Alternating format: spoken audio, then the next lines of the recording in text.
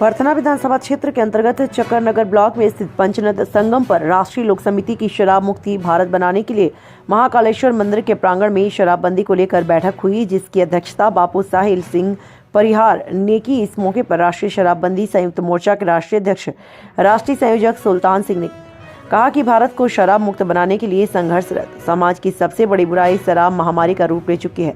शराब के चलते देश का भविष्य युवा पीढ़ी नशे की चपेट में है। गरीबों के परिवार गुजरने के साथ ही परिवार में महिला, बच्चे, बूढ़े घरेलू हिंसा के शिकार हो रहे हैं। देश में हजारों लोग जहरीली शराब पीकर अपनी जान गंवा चुके हैं। शराब के ठेकों का बढ़ता जाना इस चिंता का विषय बन गया है। देश में शराबबंदी होना अति आवश्यक है। शराब के सेवन से समाज में अपराध बढ़ रहा है। 30 जनवरी 2024 को शराबबंदी सत्याग्रह जंतर मंतर कनॉट प्लेस नई दिल्ली में होगा। बैठक के दौरान बाबूराम पूर्व प्रधान भीगेपुर, ज्ञान सिंह पूर्व रेंजर, भूपेंद्र सिंह परिहार, बंसरी, मुकेश सिंह राजावत, आरपीएस परिहार, संतोष पांडे पूर्व ब्लॉक प्रमुख, मुकेश सिंह राजावत, चित्रा सिंह आदि लोग मौजूद रहे। वरिष्ठ पत्रकार गुड्डू परिहार और महंत स्वामी विश्वात्मा बना सैकड़ों की संख्या में भाग लेकर शराबबंदी बैठक को सफल बनाया। टीवी इंडिया 18 के लिए अविनाश शर्मा की रिपोर्ट। शराबबंदी आंदोलन के सेनापति परम आदरणीय सर्वोदयी नेता, जिन्होंने उत्तर प्रदेश के कई 400 किलोमीटर चल पदयात्रा की थी, हमारे बीच आए हैं। मैं उनका स्वागत वंदन अभिनंदन करता हूं। ताली बजाओ। इस कार्यक्रम में सबसे पहले एक अध्यक्ष की आवश्यकता होती है।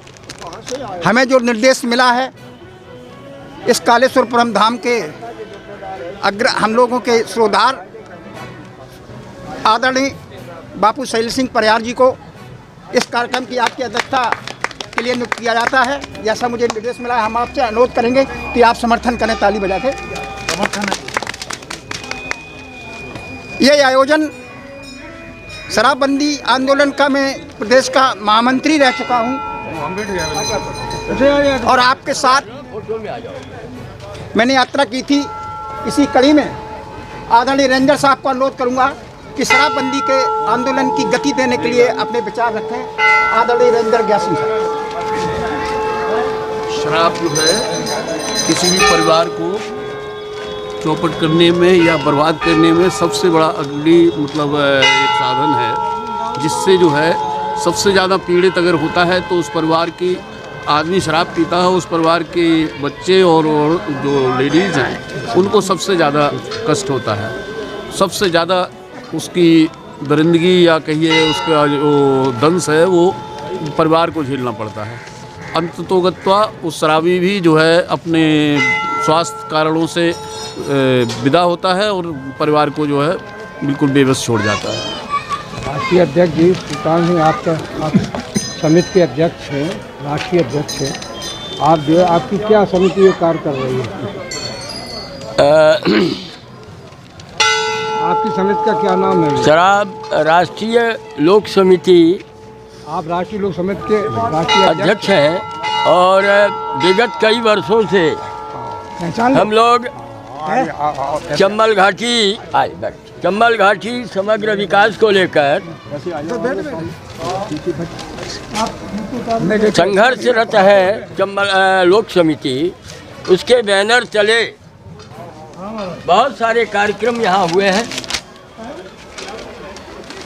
यहाँ एक समय था जब चंबल घाटी का बाहर नाम लेते तो लोग थर्रा उठते थे।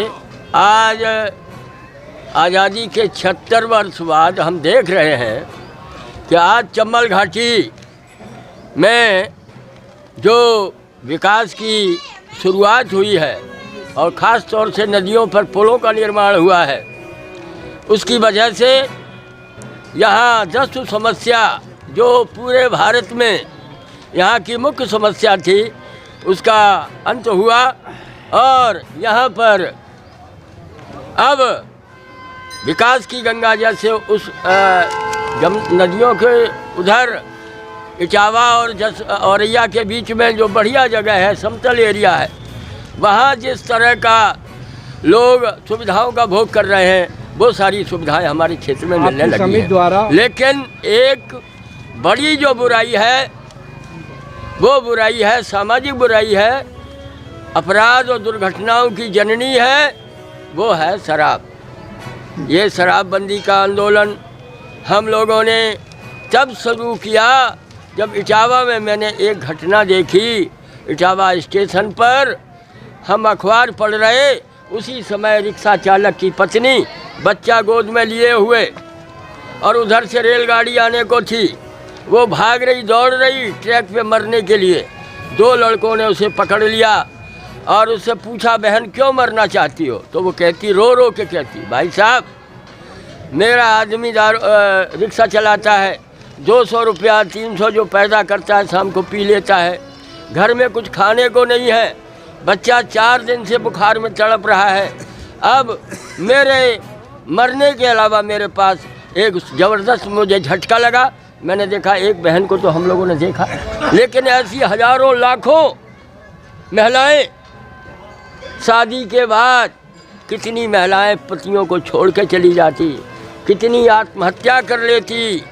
सबसे ज़्यादा दंश अगर कोई झेलना पड़ता है शराब का, तो देश की आधी आबादी महिला जो है उसको झेलना पड़ता है। अरे सरकार जो मद्य निषेध आंदोलन चला रही है, फिर क्यों नहीं ये बंद हो रहा है? ये सरकार शराब बेच रही है और दूसरी तरफ मद्य निषेध आंदोलन चला रही है, ये क्या प्रक्रिया, ये दोहरी नीति कैसी है सरकार? इसी के विरोध में हम लोग सरकार को कई बार ज्ञापन दे चुके हैं और उस ज्ञापन में लिखा है कि अगर आप वास्तव में मद्य निषेध चाहते हो तो आबकारी को आप क्यों चला रहे हैं? आप ठेके, जब तक ठेके आप बढ़ाते जाओगे अपराध और दुर्घटनाएं बढ़ेंगी।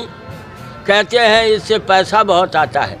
अरे पैसा तो हर गंदे कारों से आता है, लेकिन दारू से जो पैसा आ रहा है उससे किसी भी समाज का निर्माण नहीं होता। भारत के दूसरे प्रांत हैं जिनमें शराबबंदी चल रही है, वो कौन कौन प्रांत हैं? वो मुख्य रूप से तो गुजरात में तो राष्ट्रपिता बापू की जन्मभूमि है, इसलिए वहाँ बहुत पहले से कांग्रेस के ज़माने से है। लेकिन अभी अभी जो 1 अप्रैल 2016 को जो बिहार के मुख्यमंत्री माननीय नीतीश कुमार ने जो कदम उठाया वो काबिले तारीफ़ है। लेकिन हमारा जो शराबबंदी संयुक्त मोर्चा, राष्ट्रीय शराबबंदी संयुक्त मोर्चा, हम लोगों ने लोक समिति, सर्वोदय समाज, आर्य समाज, जितने सामाजिक संगठन भारत में हैं उनको जोड़ करके और ये राष्ट्रीय शराबबंदी संयुक्त मोर्चा बनाया है। और उसका 30 जनवरी 2024 को जंतर मंतर कनॉट प्लेस दिल्ली में एक बड़ा प्रदर्शन, जिसमें 10,000 भाई बहन पूरे भारत से